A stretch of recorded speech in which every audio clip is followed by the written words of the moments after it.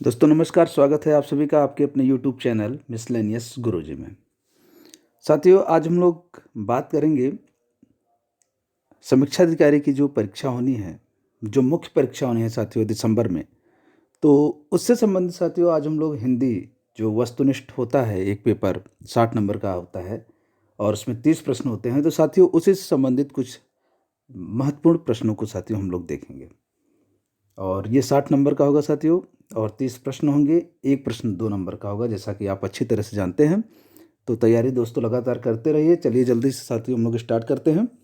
तो पहला प्रश्न है, भिग का विलोम शब्द क्या है? साथियों इसमें 5 टॉपिक होते हैं। तो भिग का विलोम क्या है? तो इसमें भिग का विलोम बताना है भाग्य, अनभिज्ञ, भल, अमल। तो साथियों बहुत ही आसान है। इसका जो सही विकल्प हो जाएगा वो हो जाएगा बी साथियों, अनभिज्ञ। ठीक है। भिज्ञ मतलब जानकार, अनभिज्ञ मतलब जो कुछ जानता ना हो, अनजान। ठीक है। दूसरा है साथियों, इसी तरह के प्रश्न आते हैं। ठीक है। अतिवृष्टि का विलोम क्या हो जाएगा? अतिवृष्टि का विलोम क्या हो जाएगा? तो साथियों अतिवृष्टि का मतलब जहाँ बहुत ज़्यादा बारिश होती है, बहुत ज़्यादा वर्षा जहाँ पे होती है, तो इसको बोलते हैं अतिवृष्टि। तो इसका जो विकल्प हो जाएगा वो हो गया अनावृष्टि। अनावृष्टि का मतलब होता है साथियों जहाँ बिल्कुल बारिश नहीं होती है, बारिश का अभाव होता है, उसको बोलते हैं अनावृष्टि। साथियों यहाँ पे ध्यान रखना है, अल्पवृष्टि नहीं होता है। अल्पवृष्टि का मतलब साथियों जहाँ थोड़ी बहुत बारिश होती है, बहुत थोड़ी बहुत। और इसमें जो अजल का विलोम है वो है निर्जल। ठीक है। यहाँ पे आप देख रहे हैं 2 ऑप्शन है, अजल और निर्जल, एक दूसरे के विलोम है। ठीक है।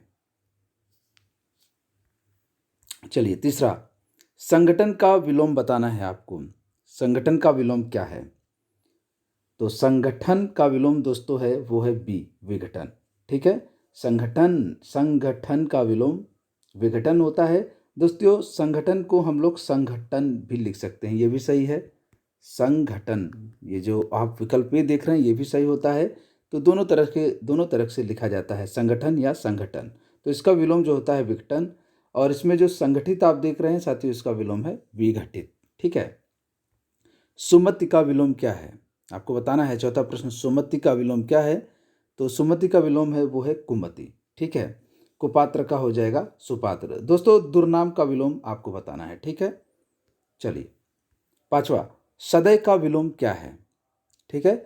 सदै का विलोम क्या है? तो इसमें आप विकल्प देखिए, हृदय, सबल, निर्बल या फिर निर्दय। तो इसका जो सही विकल्प हो जाएगा वो होगा डी, निर्दय।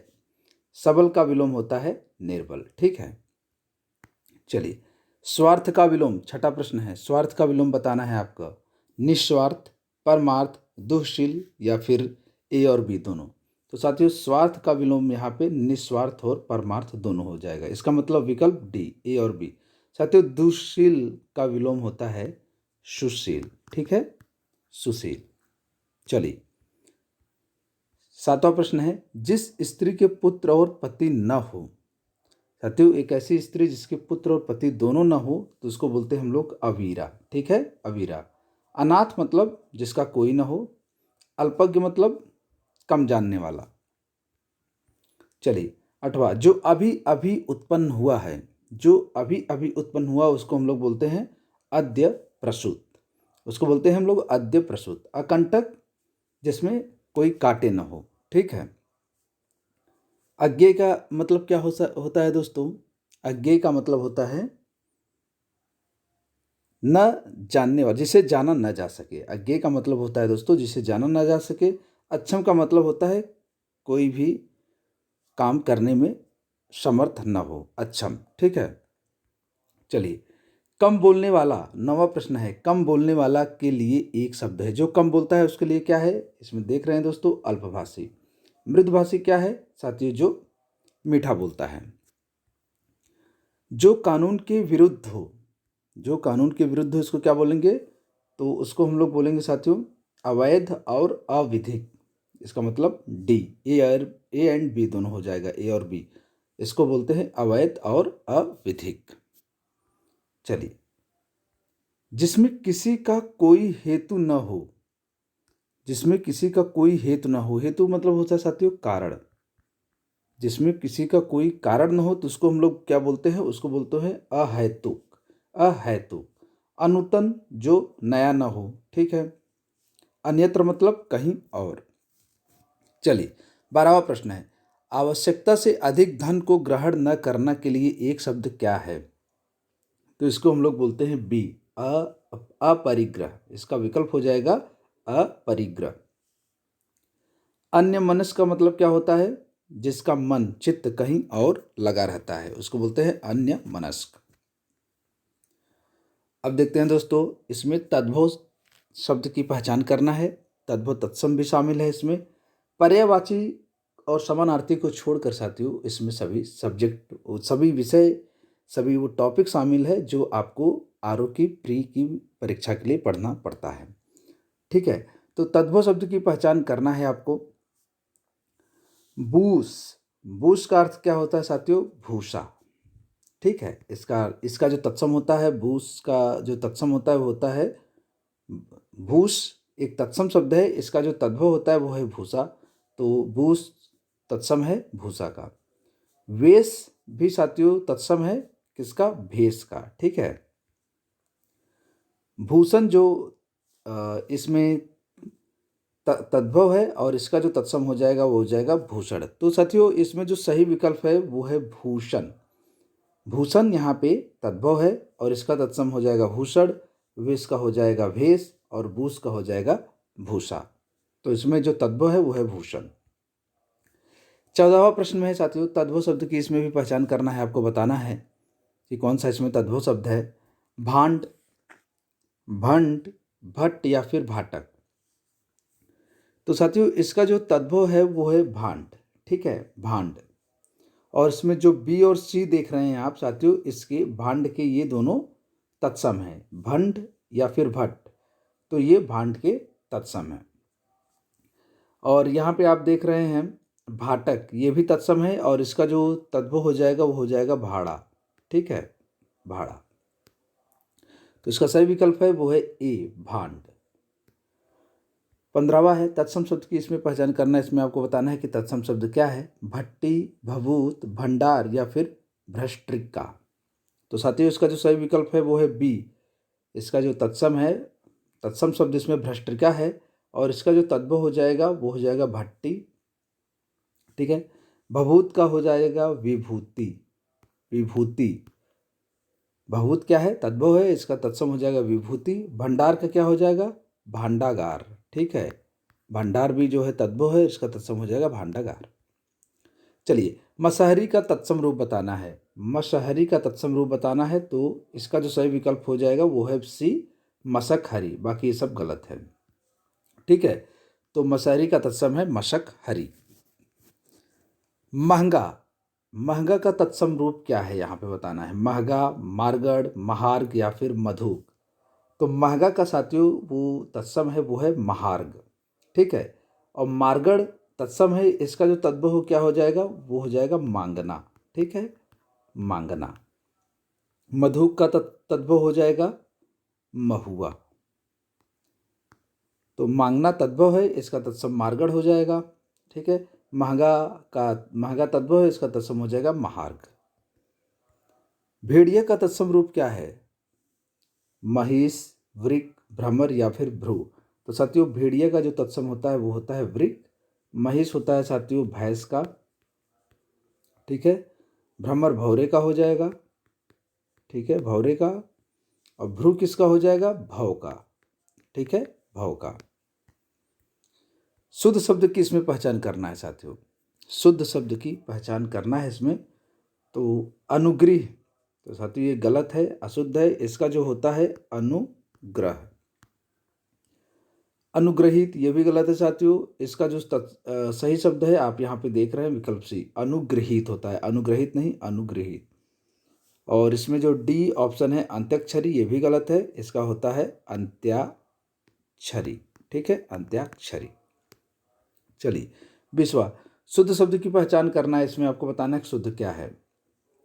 मैथिली सरल, ये गलत है दोस्तों। यहाँ पे ये लगा दीजिए मैथिली, ये सही होता है, ध्यान रखना है आपको। मैथिली सरल। अहिल्या भी गलत है, ये अहिल्या इस तरह से लिखा जाएगा। सदृश भी गलत है, सदृश्य नहीं होता है, सदृश होता है। और यहाँ पे जो विकल्प डी देख रहे हैं आप, विरहिणी, विरहिणी, ये एकदम सही है। ठीक है। इनमें से कौन सा शब्द अशुद्ध है? संग्रहित, अंधा, परिचित या फिर परिचित? तो साथियों इसमें संग्रहित सही है, अंधा भी सही है, परिचित भी सही है। ये शब्द जो है विकल्प डी जो है गलत है, परिचित नहीं परिचित होता है। 22वां, शुद्ध शब्द का चयन करना है। इसमें से आपको बताना है कि शुद्ध शब्द कौन सा है। तो पहले यहाँ पे देखेंगे लघु उत्तर, तो ये गलत है दोस्तों। लघु उत्तर का ये आप देख लीजिए, इस तरह से लिखा जाएगा लघु उत्तर। श्रीमती नहीं, श्रीमती नहीं होता है, श्रीमती होता है। कालिदास नहीं होता है, कालिदास होता है। ठीक है, कालिदास। 23वां प्रश्न है दोस्तों, शुद्ध शब्द का इसमें बताना है कि कौन सा शुद्ध शब्द है इसमें। रचयिता, ये भी गलत है दोस्तों, ये भी गलत है। इसका विकल्प सही है, आप लोग अच्छे से देख लीजिए, रचयिता, रचयिता होता है। 24वां प्रश्न है, अशुद्ध शब्द का चयन करना है, आपको बताना है इसमें कौन सा अशुद्ध है। सरोजनी बिल्कुल सही लिखा है दोस्तों, इसमें कन्फ्यूजन होता है। फजूल ये भी सही है। तिरस्कार ये भी सही है। फिजूल साथियों गलत लिखा है। ठीक है, फिजूल का सही होता है फजूल। 25वां है, विशेषण शब्द का चयन करना है, आपको बताना है संदेह, सभा, संदिग्ध या फिर हल। तो दोस्तों इसमें जो विशेषण है वो है संदिग्ध। ठीक है, संदिग्ध, इसका कैसे उदाहरण से समझेंगे। उदाहरण से, संदिग्ध व्यक्ति, कैसा व्यक्ति है, संदिग्ध है, तो ये विशेषण हो जाएगा संदिग्ध। सभा का हो जाएगा सभ्य। ठीक है, सभ्य। संदेह का होता है दोस्तों संदिग्ध। हल का हो जाएगा हलंत। ठीक है, तो हल, सभा और संदेह इसमें दोस्तों क्या है, विशेष्य है। संदिग्ध इसमें जो है विशेषण है। इसमें भी बताना है, विशेष की पहचान करना है आपको। सांस्कृतिक, शोषित, शिव या फिर शाक्त। तो इसका जो विशेष इसमें हो जाएगा दोस्तों वो हो जाएगा शिव, और इसका विशेषण क्या होता है, शैव। ठीक है, चलिए 27वां, इनमें से एक विशेषण है, आपको बताना है कौन सा है। नियोजन, निष्ठा, पठन या फिर पतित। तो इसमें एक विशेषण है साथियों पतित, यहाँ पे विकल्प डी हो जाएगा पतित। इसका उदाहरण कैसे आप देखेंगे, पतित व्यक्ति, मतलब गिरा हुआ व्यक्ति। ठीक है, तो ये पतित जो है विशेषण है। नियोजन यहाँ पे विशेष है, इसका जो विशेषण होता है वो होता है नियोजित। ठीक है, नियोजित। चलिए, इसमें आपको बताना है विशेषण शब्द की पहचान करिए। तो इसमें जो विकल्प ए है तेज, तो तेज साथियों यहाँ पे विशेष है और इसका विशेषण होता है तेजस्वी। ठीक है, तालु साथियों ये भी विशेष है। तंद्रिल यहाँ पे जो है विशेषण है जाएगा। ठीक है दोस्तों, तंद्रिल यहाँ पे विशेषण हो जाएगा।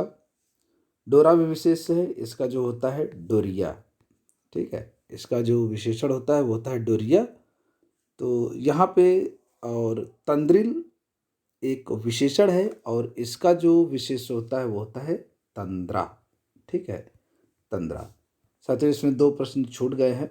30 प्रश्न होते हैं साथियों आपकी परीक्षा में, जो हिंदी का वस्तुनिष्ठ परीक्षा होगा, पेपर होगा, एक पेपर आपका 60 नंबर का। तो इसमें सिर्फ 28 प्रश्न है साथियों, अगले वीडियो में शामिल कर लिया जाएगा। तो अगर आपको वीडियो पसंद आया है तो इसको लाइक करिए, शेयर करिए, और अब से लगातार हिंदी के लिए ये प्रैक्टिस सेट चलता रहेगा। ठीक है साथियों, तो चलते हैं।